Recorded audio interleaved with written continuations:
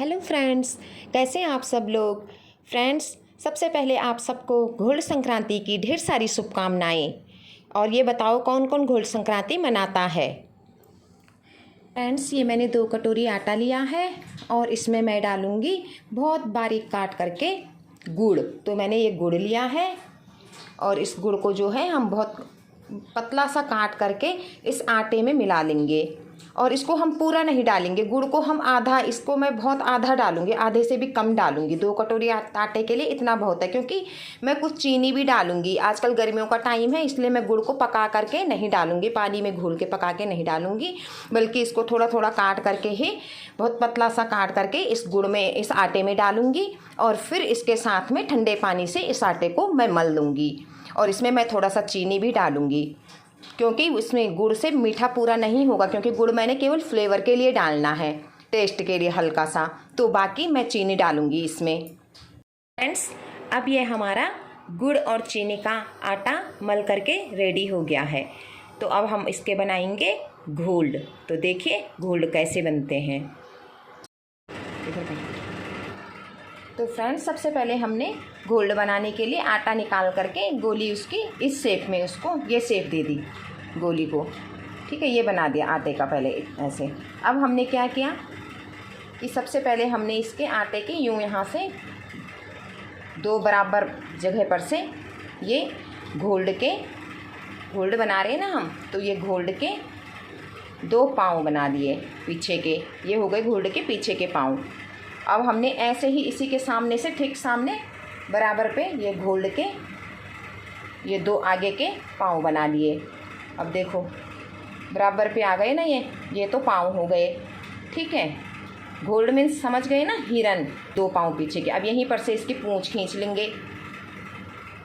ये हो गई इसकी पूँछ, ये हिरन की पूँछ हो गई, गोल्ड की पूँछ। अब इसका यहाँ से थोड़ा सा यूँ नाक मुँह यूँ कर लेते हैं। ये इसका नाक मुँह हो गया। अब हम इसके आँखें कैसे बनाएंगे। ये जो मलका की दाल है ना, मलका की दाल को यूँ उठा के और इसकी एक साइड से यूँ रख देंगे मलका की दाल को, ये इसकी नोच के सामने से ना, और दूसरी दाल को भी, दाने को भी यूँ रख देंगे, मलका के दोनों दाने।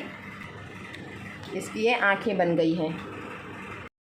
ये हमारे 2 घोल तैयार हो गए, एक घोल एक घोलडी। देखो मतलब एक हिरन एक हिरनी, ये 2 तैयार हो गए। अब मैं पूजा करूँगी, बच्चों के लिए बाद में बनाऊँगी घोल। पहले पूजा का टाइम हो गया है, पहले पूजा कर लेती हूँ। फ्रेंड्स, अब हमने ये 3 घोल और रेडी कर दिए हैं, क्योंकि इनको ना ऑड नंबर में बनाते हैं, जैसे विषम नंबर में, जैसे 3, 5, 7, 9, 11 इस तरीके से बनाते हैं ना। तो मैंने 2 तो भगवान जी के लिए बना लिए थे पहले, तो अब मैंने ये 3 और बनाए, तो मेरे टोटल हो गए 5। तो मैंने ये है ऑड नंबर में, मैंने ये विषम नंबर में मैंने बना लिए हैं 5 घोल टोटल। ऑयल भी हमारा गर्म हो चुका है, वापस ये ऑयल गर्म हो गया है। अब मैं इसमें डालती हूँ इन घोल को।